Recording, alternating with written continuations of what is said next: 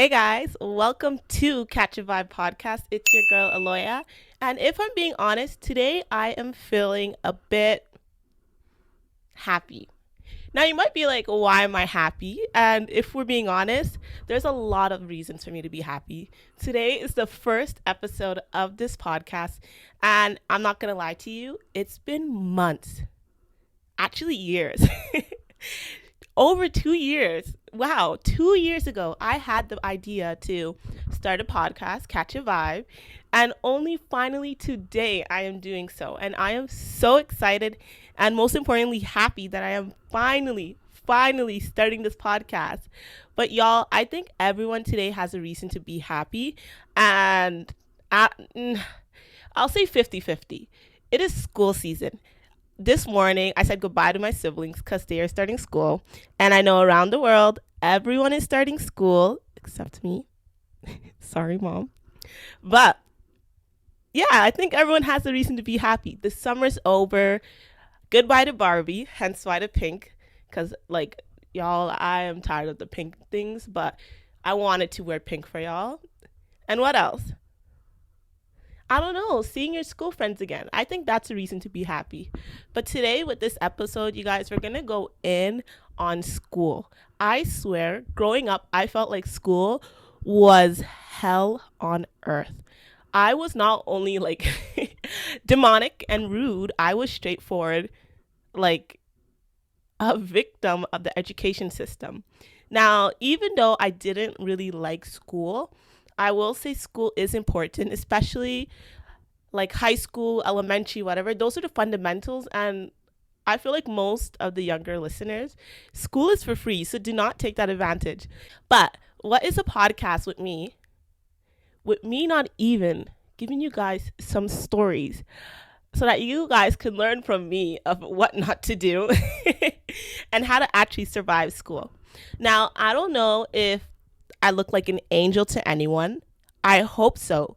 But going to school, I was a different person. Um, I endured a lot, but school was definitely where I got my most scars and made me the person I am today. If we were to think about elementary, oh my God, my parents don't know this, but elementary was when I started to like be a little bit crazy. Um, I feel like everyone had this time in their life where they were bullied or they were the bully. I was both. I did a dabbling of both, and I'm not proud of it, but it is a part of my history. So, we're going to talk about first me being bullied. So, in grade 5, I think in elementary, though, everyone has their own like cliques. You're starting to figure out what works with you, what you don't like, what type of friends you want. You know, you're just discovering what fits you, right? So in elementary, I, for some reason, couldn't get along with the girls. I wanted to have girlfriends. I had girlfriends all my life, but like, just for some reason, the girls didn't want me to be their friend. So, of course, I ended up being friends with the guys. And I kid you guys not, I'm in elementary. All I care about is snack time, playtime, and like the science fairs, okay? That was my only worries. But the girls in my grade 5 class were so concerned about the boys. Um, yeah, some were cute, speaking in a kid's perspective, but like literally that was their only concern and it drove me crazy because I couldn't comprehend being worried about boys and whether or not they like you when you got more important things like making volcanoes. Okay, that was the only thing I was worried about, making volcanoes in midwifery. But either way, the girls hated me because I was friends with the guys. I would like play the sports with them, be in basketball with them. I was always surrounded by the guys. And I, quite frankly, felt like I was one of the guys. These girls were demonic. They like would like guys, oh my god, this is like scratching a part in my head. Back then, so like we didn't have like proper phones. We had like, cell phones. They would go home, call each other around 4 p.m. and have a group called the Hate Me group. Um, You guys, these girls would sit on the phone and be like, oh, I saw Tanya do this. Oh, this and that. Da, da, da, da, da. Like they were talking mad dirt about me. And here I am, just like in the playground playing with like my brother and his friends. I was a conversation. But that like experience, it made me feel so insecure, but also led me to have a hate for girls. Like I couldn't understand why girls would do something like that. And one thing with school is, it's a battlefield. And sometimes if you don't fit what someone deems as right, or they see you as a threat, which was what was I? A threat to these girls, right? So if they see you as a threat, like I kid you not, they would destroy your life. And it was to the point I was not suicidal, but I thought like, what is my point on earth? Like, why am I living if this is what I deal with? So I ended up like being very self-conscious, but I kid you not, it disappeared the summer later, which was in grade 6. I was a lover girl. um so in grade 6, I guess the girl that was bullying me the most left the school. So then all of a sudden, all of the girls wanted to be my friends. Very fishy, super duper fishy. But I let it happen. Okay, y'all could be my friends, whatever. I'm enjoying the attention. Wow, I didn't know I was pretty, etc. Then all of a sudden, the guys that I were friends with started to like me. Now, I don't know if I should start covering out names. I'm not going to cover out names because this kid tried to ruin my life for like 5 years consecutively after this. But short little redhead boy named Victor. Hi, Victor. This boy has like a sickness. He has a disease and it affects him in like a way that is forever, right? So this disease he had required chemo. Apparently, his wish before his surgery was to have a girlfriend like me.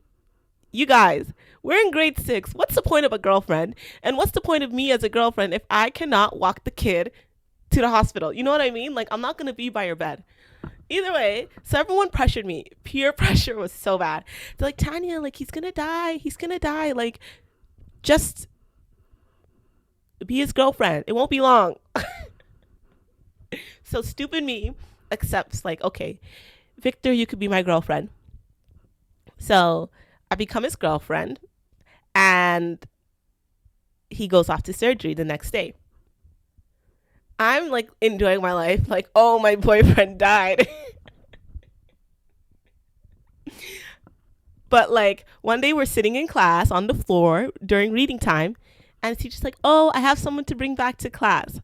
I'm sitting like looking at the whiteboard because I don't care. And she's like, it's Victor. You guys, my jaw dropped. Wasn't this kid supposed to be dead? Like, it sounds bad saying it out loud, but I was expecting him as an 11-year-old, 12-year-old for him to die. That was a part of the deal. Nope. He was alive and he gave me a gift. Oh, I feel so bad saying this. But I ended up spending 2 months with this Victor boy, hoping that he dies. Because I didn't want to be his girlfriend. And it was so awkward, guys. He would give me stuff that he stole from his mom and like tell his family about me. Kid went to Cuba and got me a bracelet with my name on it. I'm like, that's some white stuff because like I cannot like be in elementary dating someone and then go to my parents and be like, hey, can we like get them a bracelet or a piece of jewelry? Like, no, my parents will knock me out just for looking at another gender. But yeah, and listen, the relationship was still wholesome. Hi, Victor. Hi, Victor. Can you get me that? Like, very simple. But you guys, I was manipulated. Like, I was manipulated. But elementary, I will say, is where I feel like the most minor type of bullying occurs. Because I feel like people don't really understand what's mean and what's the limits of pushing people. And I, like, saw just how wishy-washy people are. But just how in life, you either choose to be a follower or a leader. And I think from starting on early on in life, I was a leader. And I think that became a threat. And it continued on even through junior high. But I don't know if it's like an experience for everyone, but junior high was amazing for me. I made like the nicest friends. I still talk to them. And it was just a building block of who I was. Like, I learned that I love to talk. But if we skip to high school, this is where everything goes downhill. I ended up going to high school with all of my former bullies. So it was already uncomfortable because my high school was not the same school that all my junior high friends were going to. So I was alone. And it was a crappy scenario because I was like the only black kid in my entire level. Like, my school lacked diversity and they lacked black people, and they had a stigma that black people are stupid, druggies, whatever. But it was so difficult because that was the first time I had a wave of depression because I was alone and I didn't know what to do with being alone, right? If that makes sense. Yeah. I didn't know what to do with being alone. So,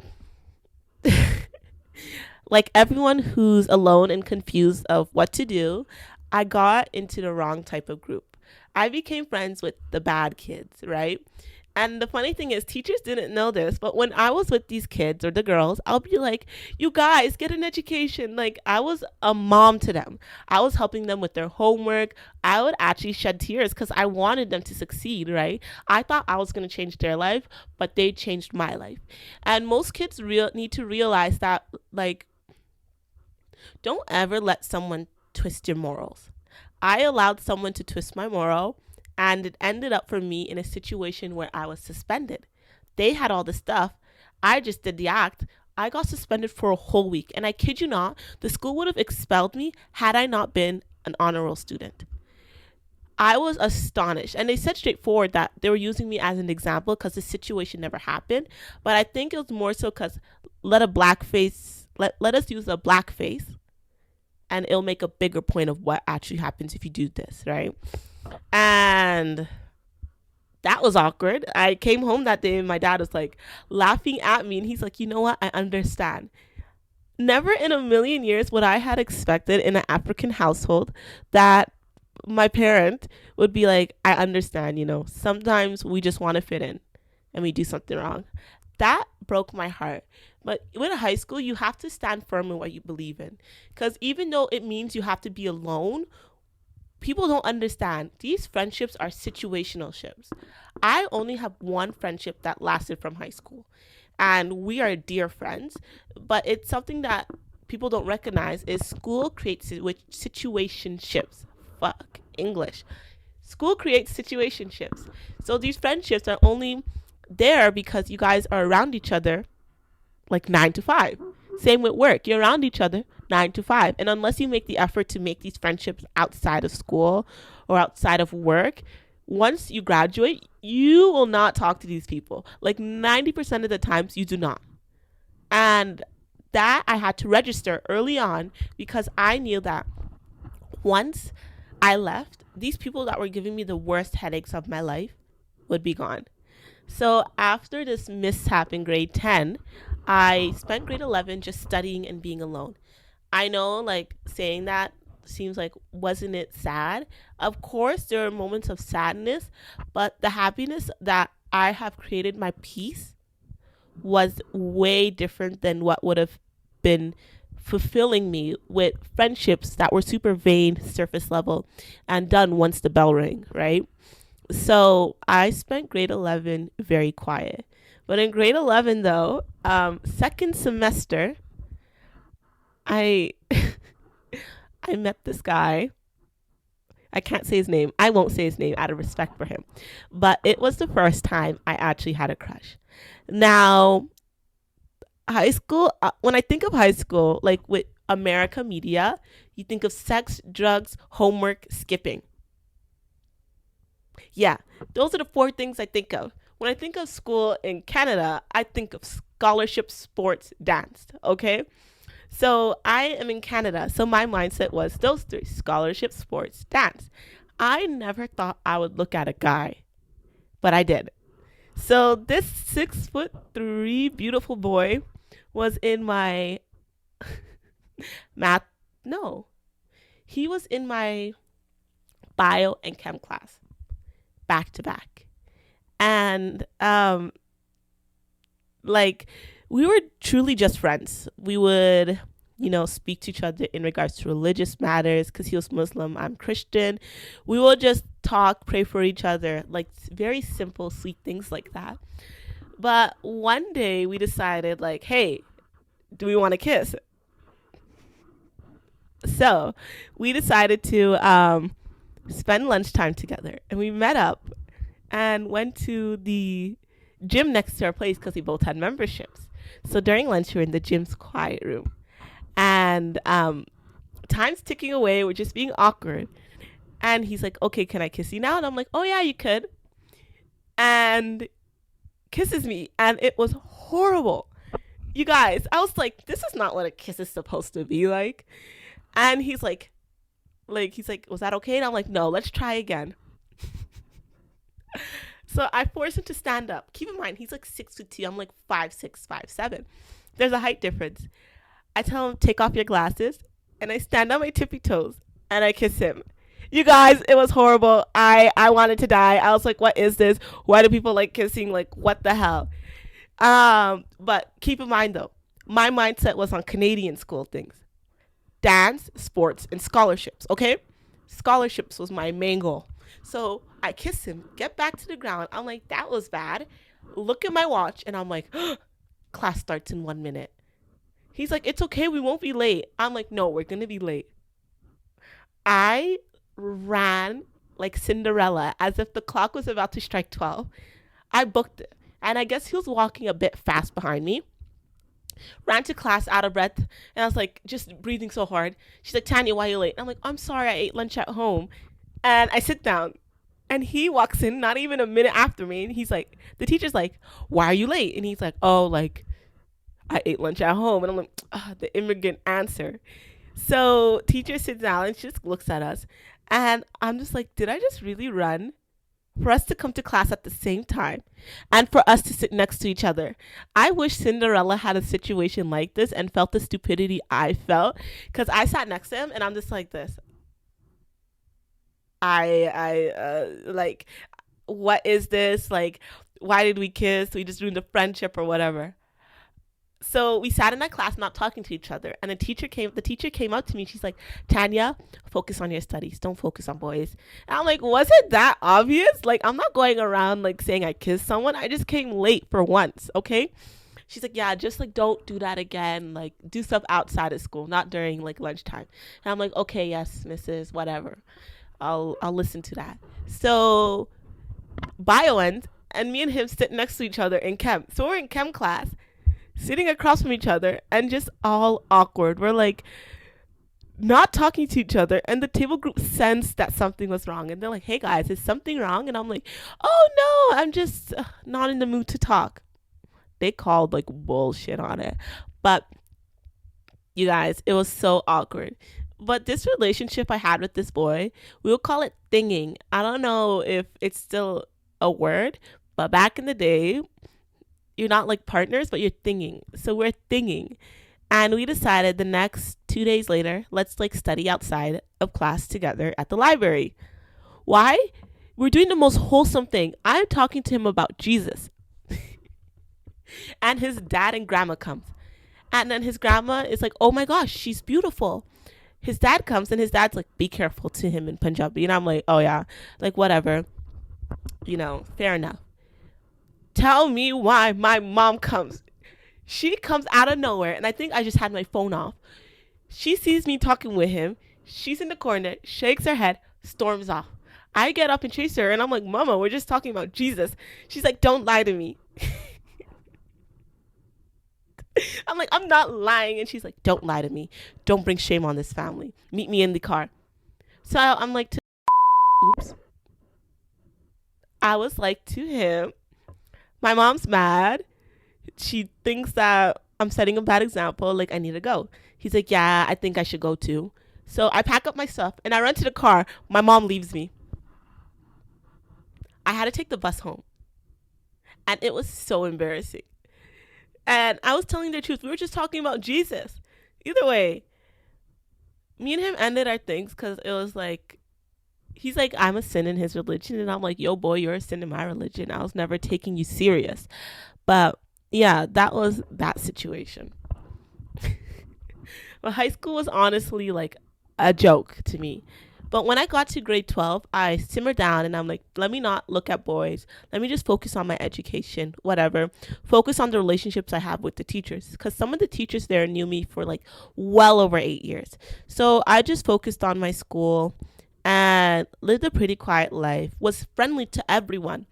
But I would say endure. With high school, you honestly have to endure. Because with the diploma that you leave with, it's opened so many doors and you get it for free. I want you guys to think about it. How many places are accepting people without diplomas? No one. How do you get into uni? You need a diploma. And if it is for free, do not take it for granted. I always tell people that, and I tell my siblings that. Don't take it for granted because it opens up so many doors in life. Like, I would not be able to do what I'm doing with my life had I really slacked and chose to keep friendships that were draining me, not only emotionally, but mentally, okay? They were making me dumb. And I'm sorry to the girls that were making me dumb, but like literally, these friendships were making me dumb. And I always say, look for friendships that build you up. Look for people that want the best for you. It is hard and it takes years because it took me what? 6 years to make friendships within the school system that are people that wished you well. And even if you don't make friendships while in school, once you're out, there's always ways to make friends, right?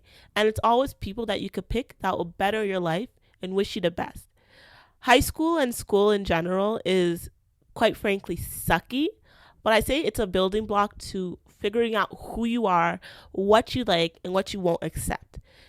Had I not like stuck through with high school and stand firm with who I am, I kid you not, I would be lost, but also I would say a follower. And it is okay to be a follower as long as you stand with what you are okay with and not okay with, but it's not good to be a follower if you're very blind and clueless like a sheep, right? But through high school and all my schooling, I learned that I'm a leader and that it's better to be the one making the change than just watching the change, you know? And for my high school students, I will say this: peer pressure is real. It is so real. And you could say, oh, I'll never do it. I'll never succumb to it. Like, no, it's so easy. But the way kids can make you and convince you to do something that it's against your morals is crazy. But I always say, just stand firm and accept that even though the no you say in that moment is embarrassing and not cool, the life you would have right after, once this chapter closes, would be grateful for you that you said no in that moment. I know, like, my brother's entering high school, and I kind of fear, like, vaping. It is such a cool thing, quote unquote. Like, people say it's cool. But with what I'm studying, the amount of diseases and sicknesses that people have due to smoking is crazy. And 10 years ago, it is only old people coming in with these sicknesses. But now it is young people. And my fear is that the youth keep on holding on to these things, acting like it's cool. And I know it's addicting, but it's not cool being sick at a young age. It's not cool having lung diseases. It's not cool seeing me in a clinic being my patient and I'm telling you, you're gonna die. Like, it's not cool. And people find it funny when I say being healthy is cool, but it truly is cool. Because when you're healthy, there's so many things you could do. And even though in that moment you want to be cool with those people, don't get yourself addicted or stuck on these bad habits such as drugs, skipping classes, and smoking. I really just want you guys to know that not to do that. I I try my hardest to like not fall to peer pressure. And as humans, we're imperfect and it does happen. But we just want to just not like fall for it. Either way, guys, like I wasn't gonna like give this speech and not tell you how I succeeded in high school. I went from being suspended to valedictorian. Me, valedictorian, yes. And I keep saying I am a leader, And even though it feels like to be something like that, you have to have friendships with your classmates. No, just stick true to who you are. Make friendships with your teachers because they are humans and they're the ones that will benefit you more when you're out of school than those who are your friends. And focus on your education. High school, junior high, elementary only comes once in your life, right? And you want to enjoy those moments, but also keep looking in the mirror and reminding yourself that everything you do is for the future you. Everything you do, everything you say yes and no to is to protect you and help you succeed. Because school is so important. It is so important. Ew, I feel old. I feel like an old person saying that.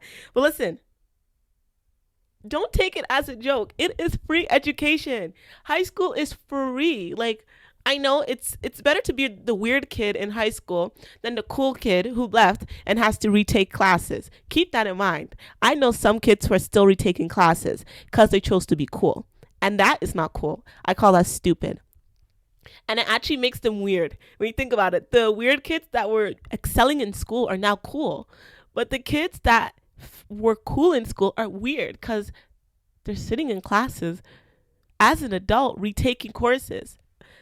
So just try to focus and don't slack on school. This is the mom in me. Don't slack on school, but it just builds you up and it allows you to discover who you are. Wow, I really just did that. I talk so much with no fucking break, but I really did that. You guys, school is it is at times it feels like a fucking shackle. Like it feels like you're going to jail and you clock in, clock out. But listen, the real world and the adult world is no different. You just get paid, okay? And okay, it makes it a little bit better. But I'm so happy that I was able to just come in and talk to you guys about school and my stories. I have so much more stories, but I didn't want to take this too long.